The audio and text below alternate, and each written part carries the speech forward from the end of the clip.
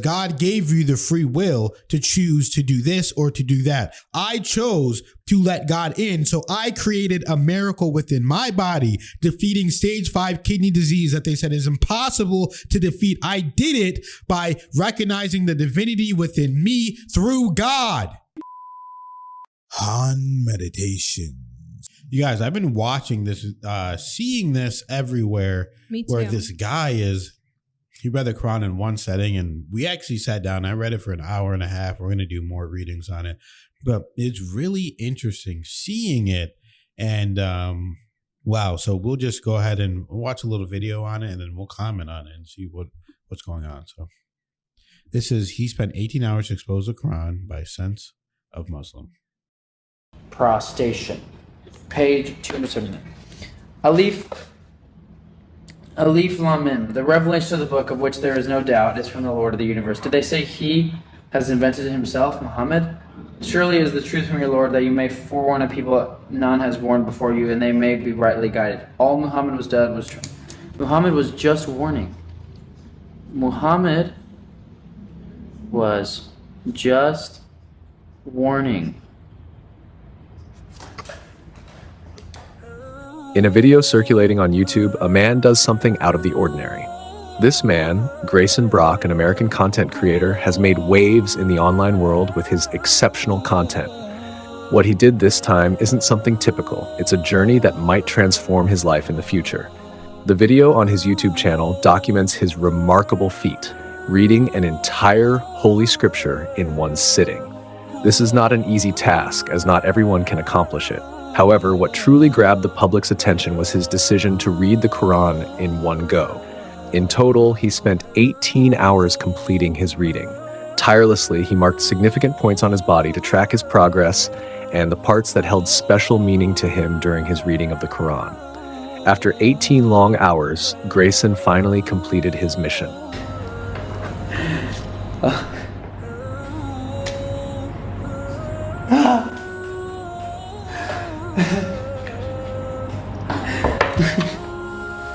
From his reading of the Quran, he distilled 3 key insights that were profoundly meaningful to him. First, the importance of reverence and obedience to God without associating any partners with him. Second, the necessity of self-restraint from worldly desires and living in accordance with divine guidance. Third, the duty and virtue of being good to one's parents, as honoring one's parents is a core tenet of religious teachings. I wrote these like 15 minutes ago because I got the themes of the book. The first one being to fear God. That is the first theme of this book. It is essentially having a deep respect for God. Number 2, don't follow your desires. This is a verse from the Quran. Happy shall be he that keeps himself pure. So don't just follow your desires, because following your desires might lead you to sin. And sinning is when you go against yourself. That's what sinning is. That's what the Quran says sinning is. And lastly, this is from the Quran. Be kind to your parents. Even though he's a Christian, Grayson has a penchant for venturing into uncharted territories without hesitating to step out of his comfort zone. Initially, he harbored unfavorable biases about Islam, influenced by media portrayals and his social milieu. During his Quranic reading, he anticipated stumbling upon verses related to terrorism and violence. However, he was taken aback by what he encountered. Instead, he unearthed the beauty inherent within the Quran, going as far as describing it as the most serene thing he had ever encountered.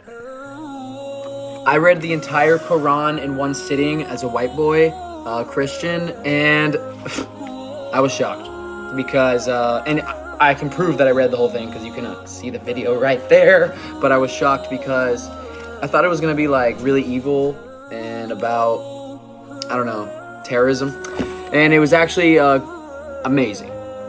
And the most peaceful thing after finishing, I was just like, wow, I feel like I've had some questions answered about life. It literally says ward off evil with good. Where did this notion come from that people think Islam is very like evil and aggressive and angry? Maybe it's because the news. I think it's because the news. Everything is from the news is fake. The news is fake. we got to stop watching the news. Although he had dedicated his life to studying the Bible, reading it in its entirety gave him a fresh perspective.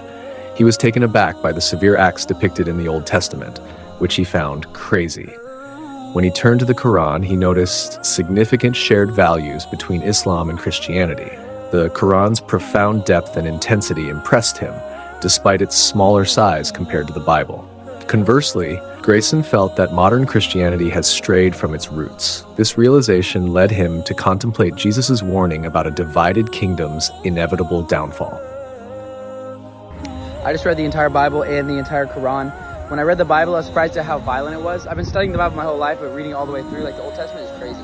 And I also, reading the Quran made me realize that the values that Muslims share with Christians, or that they do share values, like pretty much everything is the exact same.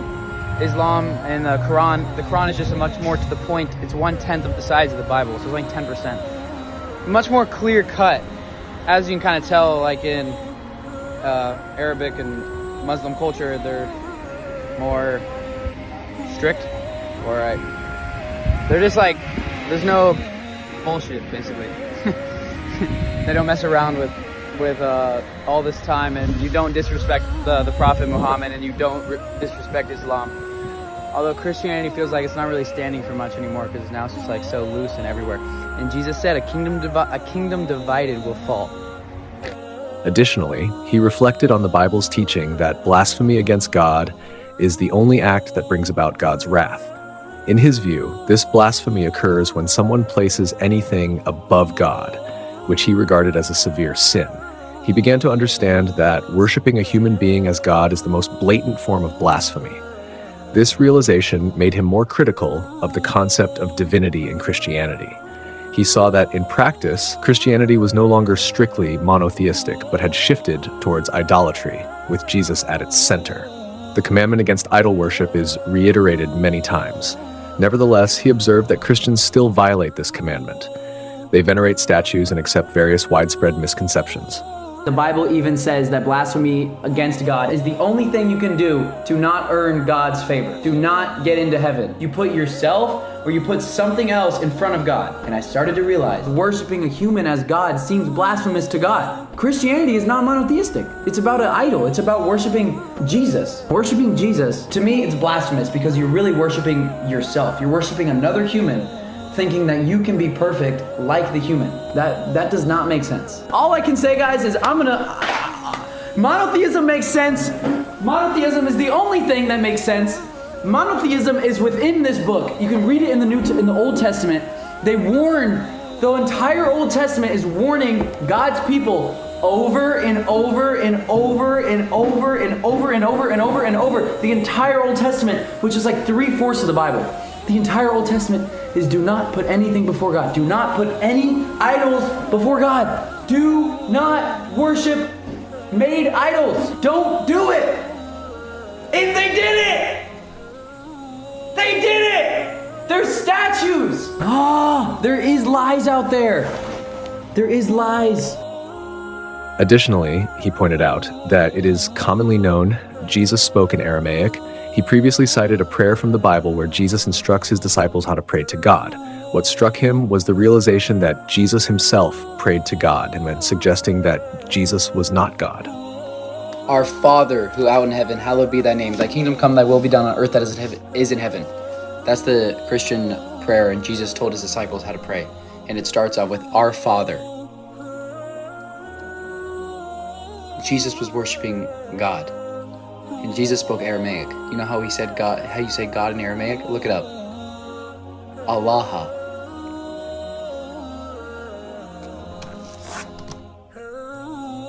This just might be the only religion left. The only monotheistic religion left. Truly monotheistic. Monotheistic means following the one creator, one. Intuitively, everyone knows that there must be one. We must have come from one source, and that source is the truth. And that truth is God. That's the idea of God, is that it's the truth. The truth that you can go all the way back to. And now I'm realizing I've been lied to my entire life. Wow, that video is interesting because during when we started researching and looking up all different kinds of religions, we did a lot of videos on Hinduism, about Vedanta. And I actually do have a couple of videos coming up on that topic. But we did videos on that. And we also did videos on Christianity. We learned about all different religions. And then what we basically were thinking, because throughout spirituality and throughout our spiritual growth and our journeys, what I came to realize is that, number one, I never worshiped Jesus like God or like a God. I always viewed Jesus as my brother. So I always would see Jesus as my brother and then God as our Father. And what I always viewed Jesus as was he was closer to God than like basically almost anyone, because, you know, he was spiritually inclined. He had that love in his heart. He was chosen by God, and he was basically one of the best versions that you can be in humanity. So through that and because of that, he was closer to God than just the average person back then that was murdering people or, you know, just doing bad stuff and just, you know, not living by the rules that God set. So that's how I always view Jesus. So then whenever I realize in Islam, they view Jesus in basically the same way, that's when I was like, whoa. So from my perspective, I view everything as energy. For lack of a better term, lack of a better word, the English language isn't complicated enough to describe the greatness of God.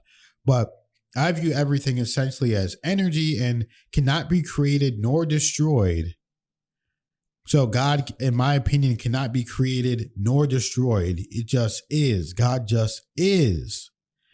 And I believe that if you break everything down, a human being, a body, whatever, this table, anything, if you break it down, it's just going to be energy, which is what God is created of, because God created us. So God created us in his image, as it says. So we are all energy. So in my perspective, we are all a part of God. We are not God. We are not gods, but we are all a part of God, in my opinion, the way that I view the world. We are all a part of God.